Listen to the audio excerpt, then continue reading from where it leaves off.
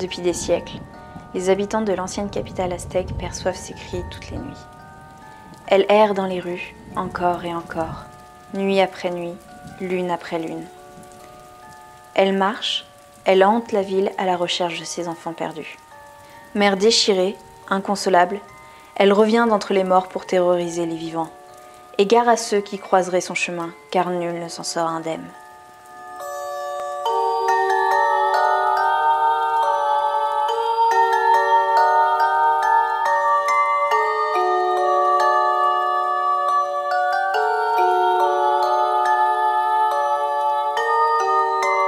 Et salut toi, Bloody Mary, la Dame Blanche, des femmes qui hantent nos nuits, il y en a tout un tas et on pourrait même penser en fait qu'elles se ressemblent plus ou moins finalement.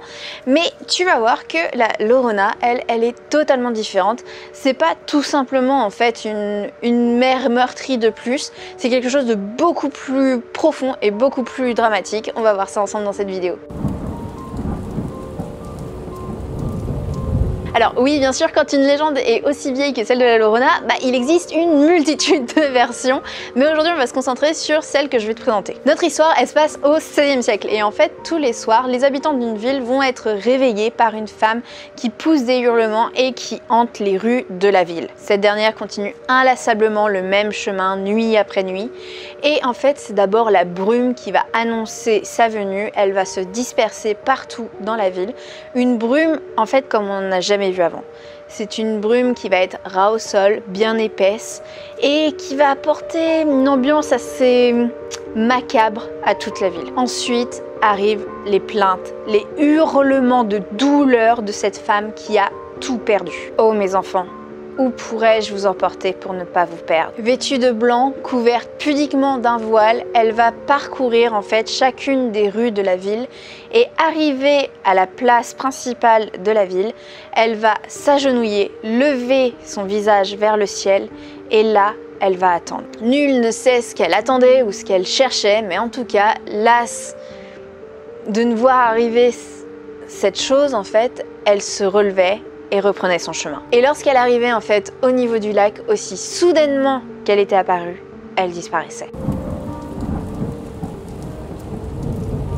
Alors dans la version que je te raconte, en fait, c'est une mère qui est détruite par le chagrin et qui cherche ses enfants.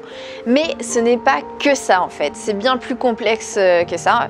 La Llorona, si ce n'est pas un esprit vengeur, c'est pas anodin non plus de rencontrer sa route. Je vais t'expliquer pourquoi. Disons que dans le meilleur des cas, à chaque fois que tu vas te rapprocher d'elle, tu vas t'en sortir avec une grosse frayeur, on va dire.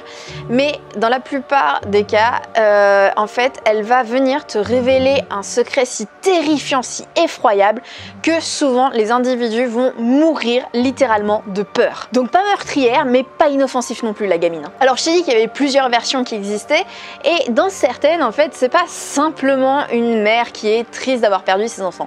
Non, pas vraiment, je t'avoue. Il existe en fait une version où on parle d'une femme qui de son vivant était très cupide, aimait énormément l'argent et en fait au décès de son mari, elle aurait perdu toute sa fortune. Elle aurait été si désespérée et si malheureuse en fait à l'idée de se retrouver dans la pauvreté qu'elle a décidé que la seule solution qui s'offrait à elle, c'était de prendre ses enfants, de les noyer et de se donner la mort juste après. Depuis en fait, elle revient de l'au-delà pour pouvoir tout simplement payer ses crimes. Bon, par contre, dans toutes les versions que tu vas avoir, elle va toujours être associée en fait à l'au-delà et à la mort principalement. Après, elle peut être associée à la famine, elle peut être associée à la cupidité, à la luxure, mais ça va vraiment venir dépendre des versions. Alors c'est une très vieille légende, elle a beaucoup évolué au fil des siècles, mais ce qu'on sait, c'est qu'elle serait issue en fait du folklore d'Amérique hispanique. Et il me semble qu'il y a une différence entre Amérique hispanique et Amérique latine. Mais étant donné que je ne suis pas vraiment calée sur le sujet, je vais éviter de dire des conneries, donc je ne vais absolument rien dire sur la différence qui existe entre les deux. En tout cas, tout ce que je sais, c'est qu'elle était déjà présente dans les légendes précolombiennes, donc c'est-à-dire avant que Cricri vienne foutre le bordel. Alors, la Llorona, elle serait issue de plusieurs divinités, et attention, je vais t'en présenter quelques-unes, il va falloir rester concentré parce qu'elles sont parfois très différentes les unes des autres. Mais il y aurait dans le lot des divinités qui seraient associées à l'image de la femme fatale en fait. Ce serait une femme qui qui viendrait venger toutes les violences, que ce soit des violences physiques ou sexuelles qui ont été faites envers les autres femmes par les hommes. Et ces divinités-là, souvent, sont représentées de la même façon, c'est-à-dire une femme pleine de charme, belle, séduisante, qui viendrait en fait roucouler au nez des hommes. Ces hommes tomberaient fous amoureux d'elle, au point d'en perdre pied, et au moment où en fait ils tombent dans le piège, cette divinité viendrait tout simplement récupérer leur âme pour l'emmener dans l'au-delà. Donc on est très très loin en fait de l'image de la mère détruite qui vient pleurer la mort de ses enfants. Et est-ce que je te dis qu'une de ces divinités, une fois qu'elle avait attrapé l'homme, elle prenait sa vraie forme qui est celle d'un squelette. Donc là tout de suite tu comprends mieux pourquoi elle porte un voile. Alors une autre qui serait à l'origine de cette légende, c'est la divinité de la faim. Et pourquoi la divinité de la faim? Parce qu'elle est morte en couche. Ouais, je sais, ça n'a strictement aucun rapport, mais tu vois, en fait, au moment de la distribution des rôles des divinités, il y avait une offre, c'était pour une divinité de la faim acheter une divinité des femmes mortes en couche offerte, et elle n'a pas su résister, elle a pris les deux. Bref, tout ça pour dire que cette divinité, en fait, elle va venir protéger, entre guillemets, je suis pas sûre que ce soit le bon mot parce que c'est un petit peu trop tard, mais bon, bref, elle vient protéger les femmes qui sont mortes en couche lors de leur premier accouchement, plus précisément. Et pourquoi le premier accouchement? J'ai envie de dire parce que les autres, elles ont déjà peut-être pondu plusieurs gosses, donc c'est bon, elles ont été rentabilisées, on va dire, donc on s'en fout un peu plus des autres. Mais la déesse, moi, qui m'a personnellement le plus touchée pendant mes recherches et que, je sais pas, j'ai eu un petit frisson quand j'ai lu là-dessus, c'est une divinité, je vais avoir du mal à dire le nom comme d'habitude, je vais même prendre mon papier parce que sinon je ne vais pas réussir à te le ressortir. C'est la divinité Siwakwat, c'est que bref... cette divinité là. Et en fait, si elle est vraiment à l'origine de cette légende, je trouve ça ultra touchant et ultra émouvant, et tu vas comprendre pourquoi en fait. Donc Sissi, oui, parce que ça va être beaucoup plus simple pour moi de l'appeler Sissi. Sissi, c'était la déesse de la terre, de la fertilité et tout le tout-en-tout qui va avec, parce que souvent c'est le package qui va ensemble, comme dans beaucoup de civilisations. Et en fait, cette divinité a considéré que le peuple mexicain, c'était ses enfants.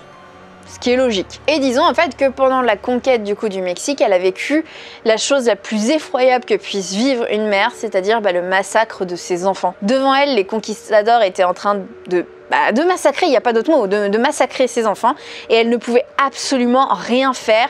Elle a été déchirée par la douleur, elle était totalement démunie, et en fait la seule chose qu'elle pouvait faire, c'était hurler dans la nuit: « Oh mes enfants, où pourrais-je vous emporter pour ne pas vous perdre ?» Exactement en fait les paroles que prononce la Llorona avant de noyer ses enfants. La question c'est, est-ce que, incapable en fait de protéger son peuple, Sissi aurait tout simplement sacrifié son peuple pour éviter qu'il tombe aux mains des conquistadors? Voilà, c'est tout pour aujourd'hui. Ça commence à être long, une semaine de vidéo, je t'avoue, je fatigue un petit peu. On va se reposer après. Je referai pas ça tout le temps, mais bref. Voilà, c'est tout pour aujourd'hui. J'espère que ça t'aura plu. Je suis fatiguée, j'en ai marre. Voilà, c'est tout pour aujourd'hui. J'espère que ça t'aura plu. Moi, personnellement, je ne connaissais pas du tout la Llorona avant de m'intéresser au sujet pour la vidéo. Donc, dis-moi d'ailleurs si tu connaissais ou pas, parce que moi, j'ai l'impression que c'est pas connu du tout. Ou alors c'est que je connais que les trucs qui sont américains et européens. Et il faudrait peut-être que je me m'ouvre aux autres cultures, c'est une possibilité aussi. En tout cas, rendez-vous demain pour la dernière vidéo. Je t'embrasse fort, c'était Mélanie.